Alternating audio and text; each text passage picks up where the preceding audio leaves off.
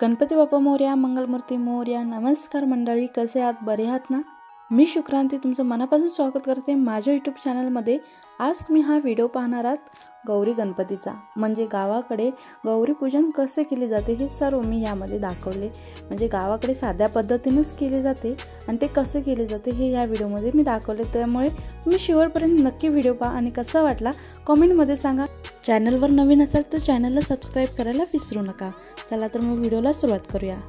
आमच्या गावी तिन्ही गोष्टी एकदाच असतात, म्हणजे शेवटच्या दिवशी सगळे सण म्हणजे सर्व रीती वगैरे असतात ते एकदाच होतात. म्हणजे काय तर औसे पण त्याच दिवशी असतात, गौरी पूजन पण त्याच दिवशी केलं जातं आणि त्याचं विसर्जन पण त्याच दिवशी, आणि गणपती बाप्पाचे विसर्जन पण त्याच दिवशी. म्हणजे शेवटच्या दिवशी एवढे सर्व, आणि गोंधळाचा दिवस असतो. पूर्ण दिवस बायकांसाठी गोंधळ असतो पूर्ण, म्हणजे स्वयंपाक वगैरेपासून पूजा वगैरे करणं सगळं गोंधळमध्ये चाललेलं असतं.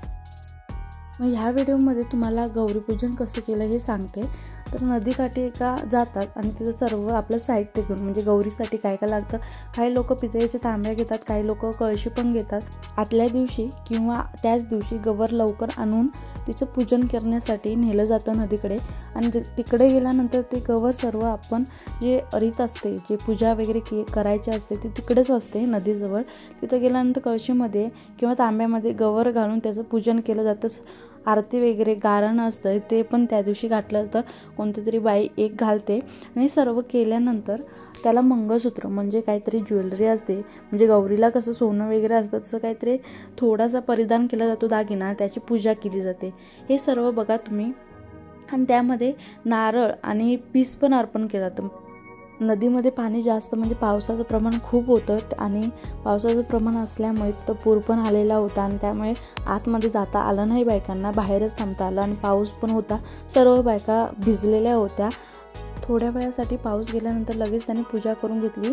आणि काही लोक तर खूप भिजलेले होते, पाऊस तर खूपच होता, पूर पण आलेला होता आणि चिखल तर खूपच होता, पण सगळं ॲडजस्ट त्यांनी केलं. आणि त्याच्यानंतर आपल्या गौरीचे पूजन केल्यानंतर त्याही लोकांनी डोक्यावर घेतलेलं आहे, तर काही लोकांनी हातामध्ये घेऊन जात आहेत. अशा पद्धतीने गावाकडच्या गौरी पूजन पण करतात आणि घेऊन जातात. हे बघा किती सुंदर प्रकारे गावाकडची परंपरा आहे. हे पाण्याने भरून घेतलं जातं, त्यामध्ये गौर घातली जाते आणि पूजा करून ती घरी नेतात. घरी जाऊन मग अजून पूजा केली जाते. तुम्हाला सांगायचं विसरली, म्हणजे स्टार्टिंगला तुम्ही रांगोळी बघितली असाल तर ती माझ्या बहिणीने काढली होती आणि अतिशय सुंदर अशी काढली होती. 5 दिवसामध्ये तिनं असे गणपतीचे खूप खूप सुंदर असं डिझाईन काढले होते.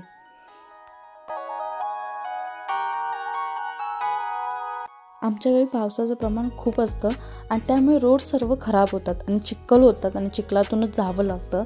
तसंच काहीचं गणपतीमध्ये झालं. गणपतीला हमखास पाऊस थोडाफार कमी असतो, ह्यावेळेला पाऊस खूपच जास्त होता.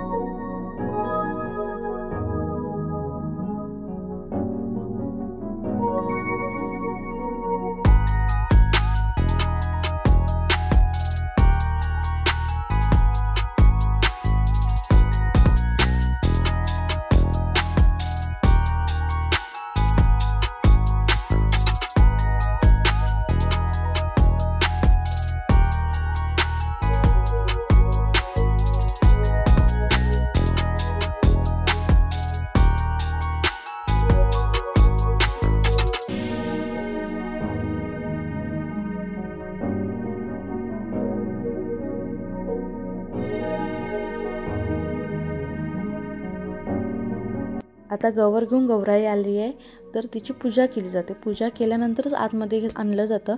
म्हणजेच कसं तर हळद कुंकू अर्पण केलं जातं, पायावर पाणी घातलं जातं, डोळ्यांना लावलं जातं, गौराईला घातलं जातं आणि एका प्लेटीमध्ये पीठ कालवलं जातं. आणि पीठ कालवल्यानंतर आपल्या बोटाने त्याला ओढलं जातं जमिनीवर आणि त्यास उमटलेल्या ठशांनीच गौराई आत येते. म्हणजे जे आपलं गणपतीचं स्थान असतं तिथपर्यंत गौराई येते. किती सुंदर असं गावाकडची परंपरा आहे. फक्त एवढंच काय, एकाच दिवशी सर्व असल्यामुळे हे गोंधळ होतो. बाकीच्या गावी थोडं आधी असतं, पण आमच्या गावी सगळं एकदाच असतं. तर मग 12च्या सुमारास हे सर्व असतं. त्याच्यानंतर 3 वाजता किंवा 2-3च्या दरम्यान ओवसे असतात आणि त्याच्यानंतर मग गणपती बाप्पाचे विसर्जन असतं. तर असा पूर्ण हा दिवस असतो आणि किती सुंदर प्रकारे गौराईचे पूजन केले जाते. आणि जेव्हा हे गौराईचं पूजन असतं आणि गणपती बाप्पाचं जेव्हा संध्याकाळच्या वेळेला विसर्जन असतं, तेव्हाच गौराईचं पण विसर्जन केलं जातं. आता तुम्हाला हा व्लॉग कसा वाटला नक्की कमेंटमध्ये सांगा. थोडा वेळ झाला कारण रेंजचा प्रॉब्लेम होता, त्यामुळे.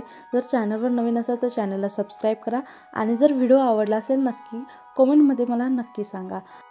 गावाकडची ही रीत परंपरा तुम्हालाही आवडली का तर नक्की कमेंटमध्ये सांगा. आणि पुन्हा एकदा नवीन एक व्हिडिओ घेऊन भेटूया.